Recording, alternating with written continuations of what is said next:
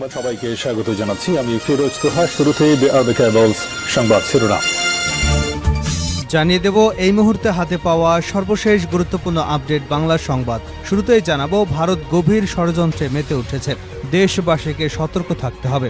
ঢাকা মহানগর উত্তর বিএনপির আহ্বায়ক সাইফুল আলম নীরব বলেছেন, দেশকে অস্থিতিশীল করার জন্য ভারত গভীর ষড়যন্ত্রে মেতে উঠেছে। আমরা বলতে চাই, ভারতের দাদাগিরি মানব না, ভারতের সব ষড়যন্ত্র আমরা প্রতিহত করব। দেশবাসীকে এ বিষয়ে সতর্ক থাকতে হবে। এবারে জানাবো, সীমান্তে পিঠ প্রদর্শন করবেন না বিজেপিকে স্বরাষ্ট্র উপদেষ্টা। দুর্নীতি থেকে নিজেদের দূরে রাখতে বিজেপি সদস্যদের প্রতি কঠোর নির্দেশনা দিয়েছেন স্বরাষ্ট্র উপদেষ্টা লেফটেন্যান্ট জেনারেল মোহাম্মদ জাহাঙ্গীর আলম চৌধুরী। শনিবার সকালে রাজধানীর পিলখানায় বিজেপি সদর দপ্তরে সীমান্ত সম্মেলন কেন্দ্রে বক্তৃতাকালে উপদেষ্টা এ নির্দেশনা দেন। জানাবো, পাকিস্তানিদের মতোই জনগণ শেখ হাসিনাকে বিতাড়িত করেছে। বিএনপির সিনিয়র যুগ্ম মহাসচিব অ্যাডভোকেট রুহুল কবির রিজভী বলেছেন, শেখ হাসিনার ১৬-১৭ বছরের স্বৈর শাসনে কেউ একটু শব্দ করতে পারত না। মানুষ জীবনের মায়া ত্যাগ করে ঐক্যবদ্ধ হয়ে রাস্তায় নেমে তাদের পতন ঘটিয়েছে। যেমনিভাবে ব্রিটিশদের তাড়িয়েছে ১৯৭১ সালে, পাকিস্তানিদের তাড়িয়েছে, ঠিক তেমনি ৫ই অগাস্ট শেখ হাসিনাকে দেশ থেকে বিতাড়িত করেছে। এদিকে ওবায়দুল কাদেরকে ৪৮ ঘণ্টার মধ্যে আটকের দাবি। গণঅধিকার পরিষদ নোয়াখালী জেলার প্রতিনিধি সভায় ওবায়দুল কাদেরকে ৪৮ ঘণ্টার মধ্যে আটকের দাবি জানানো হয়েছে। জানিয়ে দেব, মাস্তান, চাঁদাবাজ, দখলদারদের জায়গা বিএনপিতে নেই। বিএনপির স্থায়ী কমিটির সদস্য আমির খসরু মাহমুদ চৌধুরী বলেছেন, মাস্তান, চাঁদাবাজ, দখলদারদের জায়গা বিএনপিতে নেই। আগামীর রাজনীতি হবে নতুন প্রজন্মের প্রত্যাশা পূরণে। শনিবার দুপুরে খাগড়াছড়ির দীঘিনালা ছোট মেরুং উচ্চ বিদ্যালয় মাঠে আয়োজিত কেন্দ্রীয় স্বেচ্ছাসেবক দলের ত্রাণ বিতরণ অনুষ্ঠানে তিনি এসব কথা বলেন। এবং সর্বশেষ জানাবো আন্তর্জাতিক সংবাদ। মণিপুরের সংঘর্ষে নিহত ৬, আকাশে উঠছে ড্রোন, আরও হামলার আশঙ্কা। ভারতের উত্তর পূর্বাঞ্চলে মণিপুর রাজ্যে জিরিবাম ও বিষ্ণুপুর জেলায় একের পর এক ড্রোন ও রকেট হামলার ঘটনায় তীব্র আতঙ্ক ছড়িয়ে পড়েছে।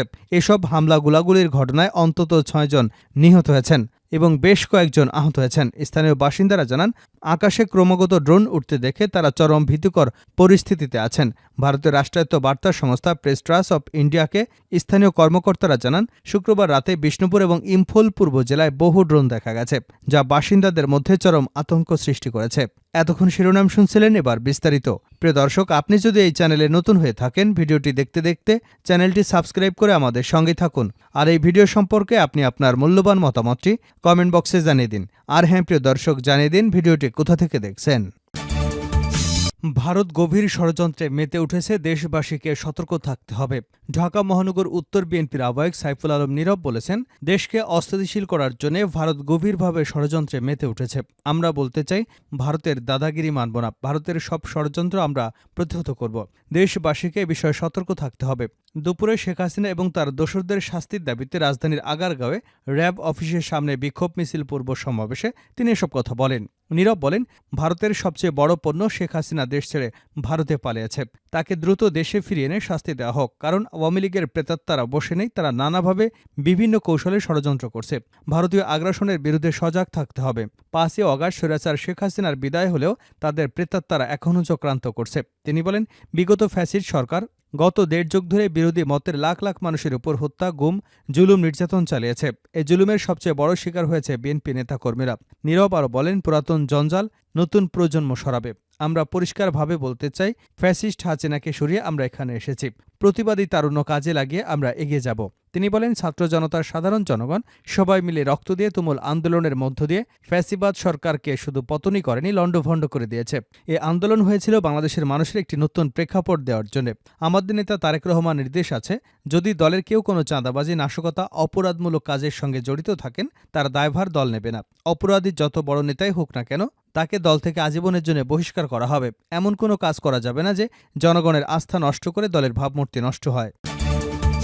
সীমান্তে পিঠ প্রদর্শন করবে না বিজেপিকে স্বরাষ্ট্র উপদেষ্টা।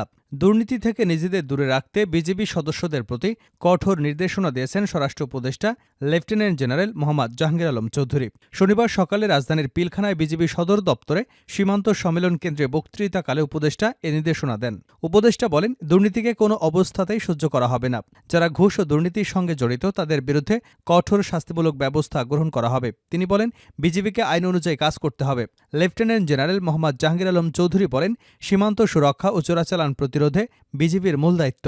তিনি এ সময় বিজেপিকে পেশাদারিত্বের সঙ্গে নিজেদের দায়িত্ব পালন করবার আহ্বান জানিয়েছেন। ফেলানির মতো হত্যাকাণ্ড আর দেখতে চাই না উল্লেখ করে উপদেষ্টা বলেন, সীমান্তে পিঠ প্রদর্শন করবে না, নিজেদের অর্পিত দায়িত্ব পালন করুন। অনুষ্ঠানে বিজেপি মহাপরিচালক মেজর জেনারেল আশরাফুজ্জামান সিদ্দিকী সহ বিজেপি সদর দপ্তরের ঊর্ধ্বতন কর্মকর্তা বৃন্দ এবং ভিডিও টেলিকনফারেন্সের মাধ্যমে বিজেপির সকল region commander, sector commander, battalion commander সহ অন্য কর্মকর্তারা উপস্থিত ছিলেন। পাকিস্তানিদের মতোই জনগণ শেখ হাসিনাকে বিতাড়িত করেছে রিজভী। বিএনপির সিনিয়র যুগ্ম মহাসচিব রুহুল কবির রিজভী বলেছেন, শেখ হাসিনার ১৬-১৭ বছরের স্বৈর শাসনে কেউ একটু শব্দ করতে পারত না। মানুষ জীবনের মায়া ত্যাগ করে ঐক্যবদ্ধ হয়ে রাস্তায় নেমে তাদের পতন ঘটিয়েছে। যেমনিভাবে ব্রিটিশদের তাড়িয়েছে, ১৯৭১ সালে পাকিস্তানিদের তাড়িয়েছে, ঠিক তেমনি ৫ই অগাস্ট শেখ হাসিনাকে দেশ থেকে বিতাড়িত করেছে। শনিবার নর্থ ইস্ট অ্যাসোসিয়েশন অব বাংলাদেশের ২১তম প্রতিষ্ঠা বার্ষিকী উপলক্ষে শেরেবাংলা নগরে সাবেক রাষ্ট্রপতি জিয়াউর রহমানের মাজারে পুষ্পার্ঘ অর্পণ শেষে তিনি এসব কথা বলেন। রুহুল কবির রিজভী বলেন, শেখ হাসিনার ১৬-১৭ বছরের স্বৈর শাসনে কেউ একটু শব্দ করতে পারত না। বাংলাদেশের মানুষ কি চাইত আর কি চাইত না, শেখ হাসিনা তার ধার ধারত না। মানুষের পিঠ দেওয়ালে এমনভাবে ঠেকিয়ে দিয়েছিল যে মানুষ তার জীবনের মায়া না করে তার পতনের জন্য ঐক্যবদ্ধভাবে রাস্তায় নেমেছিল। তিনি বলেন, যারা নিজের দেশের জনগণের উপর অত্যাচার করে, হত্যা করে, আয়নাঘর বানিয়ে বছরের পর বছর আটকে রাখে, তারা দেশ পরিচালনা করবে কিভাবে? কিছুদিন পুলিশ দিয়ে হত্যা, গুম করে দেশ পরিচালনা করেছে, কিন্তু মানুষের জীবনের মায়া ত্যাগ করে ঐক্যবদ্ধ হয়ে রাস্তায় নেমে তাদের পতন ঘটিয়েছে। যেমনিভাবে ব্রিটিশদের তাড়িয়েছে, ১৯৭১ সালে পাকিস্তানিদের তাড়িয়েছে, ঠিক তেমনি ৫ই অগাস্ট শেখ হাসিনাকে দেশ থেকে বিতাড়িত করেছে।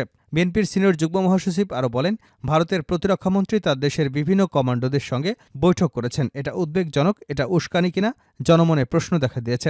আপনারা ভারত কি নববধূকে সান্ত্বনা দেবার জন্য, তার জমিদারি পুনরুদ্ধারের জন্য কাজ করছেন? এভাবে কথা বলছেন কেন?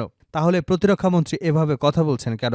ভারতের উদ্দেশ্যে প্রশ্ন রেখে তিনি বলেন, বাংলাদেশের জনগণ দেশ থেকে এক দানবকে তাড়িয়ে মুক্ত বাতাসে চলাফেরা করছে। আমি যে গ্রেপ্তার হতে পারি, গুম হতে পারি, এ শঙ্কা আর নেই। এখন মানুষ স্বাধীনভাবে চলাফেরা করছে, শান্তিতে ঘুমাতে পারছে। এটা কি আপনারা চাচ্ছেন না?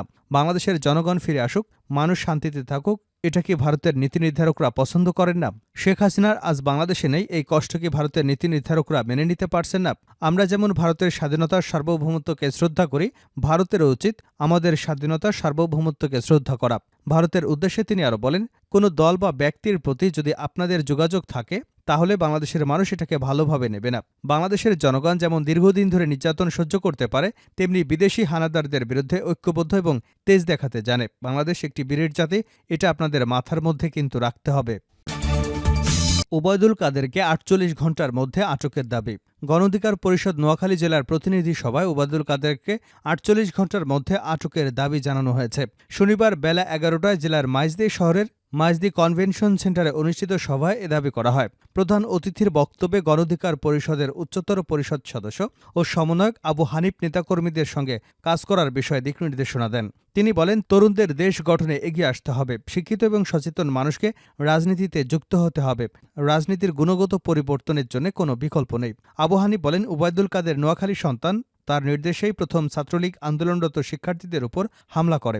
তারপর থেকেই বিভিন্ন জায়গায় হামলা শুরু হয়। ওবায়দুল কাদেরকে ৪৮ ঘণ্টার মধ্যে আটকের দাবি জানিয়েছেন তারা। তিনি আরও বলেন, ছাত্র জনতার আন্দোলনে যারা হামলা করেছিল, যারা নির্দেশ দিয়েছিল, সবাইকে বিচারের মুখোমুখি করতে হবে। একজনকেও ছাড় দেওয়া যাবে না। দেশের মানুষ যেন শান্তিতে বসবাস করতে পারে, তাই ছাত্র সমাজকে সব সময় সজাগ থাকতে হবে। নোয়াখালীতে বিগত সময়ে আওয়ামী লীগের যেসব নেতাকর্মী মানুষের উপর হামলা, লুটপাট এবং দখলদারিত্ব করেছে, তাদের নামে মামলা করতে বলেন তিনি। দলের উচ্চতর পরিষদের সদস্য, আমাদের যখন আওয়ামী লীগ হামলা করত তখন আমরা লজ্জা পেতাম না, কারণ আমরা কোনো অন্যায় করিনি। এখন আওয়ামী লীগ নেতারা বোরকা পরে নিজেদের নানাভাবে পরিবর্তন করে পালানোর চেষ্টা করছে। একসময় নোয়াখালীর হাতিয়ায় এমপি বলেছিলেন, হাতিয়াতে তার উপর কথা বলার কেউ থাকবে না। এখন সবাই আছে, শুধু তাদের আপা আর তারা পালিয়ে গেছে। দেশে এক দখলদারকে সরিয়ে আরেক দখলদারকে জনগণ দেখতে চায় না। তাই যারা দখলদারিত্বের কথা ভাবছেন তারা সাবধান হয়ে যান। শেষ করছে আন্তর্জাতিক সংবাদ দিয়ে। মণিপুরের সংঘর্ষে নিহত ৬, আকাশে উঠছে ড্রোন, আরও হামলার আশঙ্কা। ভারতের উত্তর পূর্বাঞ্চলে মণিপুর রাজ্যে জিরিবাম এবং বিষ্ণুপুর জেলায় একের পর এক ড্রোন ও রকেট হামলায় তীব্র আতঙ্ক ছড়িয়ে পড়েছে। এসব হামলা গোলাগুলির ঘটনায় অন্তত 6 জন নিহত এবং কয়েকজন আহত হয়েছেন। স্থানীয় বাসিন্দারা জানান, আকাশে ক্রমাগত ড্রোন উঠতে দেখে তারা চরম ভীতিকর পরিস্থিতিতে আছে। ভারতের রাষ্ট্রায়ত্ত বার্তা সংস্থা প্রেস ট্রাস্ট অব ইন্ডিয়াকে স্থানীয় কর্মকর্তারা জানান, শুক্রবার রাতে বিষ্ণুপুর এবং ইম্ফল পূর্ব জেলায় বহু ড্রোন দেখা গেছে, যা বাসিন্দাদের মধ্যে চরম আতঙ্ক সৃষ্টি করেছে। এমনকি পরিস্থিতি এতটাই ভয়াবহ হয়ে উঠেছিল যে এই দুই জেলার বাসিন্দারা বাড়িঘরে লাইট বন্ধ করে দেন এবং কেউই রাতে বাইরে বের হওয়ার সাহস করতে পারেননি। ইম্ফল পশ্চিম জেলার আশপাশে দুটি স্থানে ড্রোন থেকে বোমা ফেলা হয়, যা স্থানীয় বিদ্রোহীদের কাজ বলে ধারণা করা হচ্ছে। এ ঘটনার পর বিষ্ণুপুর এবং ইম্ফল পূর্ব জেলায় আকাশেও আরও অনেক ড্রোন উঠতে দেখেন বাসিন্দারা। মনিরপুরের এক সরকারি কর্মকর্তা জানান, নতুন করে সংঘাত দেখা দেওয়ায় এলাকায় নিরাপত্তা বাহিনী এখন উচ্চ সতর্ক অবস্থানে রয়েছে। পাশাপাশি বড় জমায়েতে বিধিনিষেধ আরোপ করেছে তারা। বিষ্ণুপুর জেলার কয়েকটি স্থানে আকাশে ফাঁকা গুলি ছোড়া হয়েছে। এতে জনসাধারণের মধ্যে আতঙ্ক ও বিভ্রান্তি সৃষ্টি হয়েছে। তবে এসব গুলি নিরাপত্তা বাহিনী নাকি অন্য কেউ চালিয়েছে তা এখনো স্পষ্ট নয়। এর আগে শুক্রবার মণিপুরের প্রথম মুখ্যমন্ত্রী মাইরেবাম কৈরেংয়ের বাসভবনে বিচ্ছিন্নতাবাদীরা রকেট হামলা চালায়, যাতে একজন নিহত এবং 6 জন আহত হন।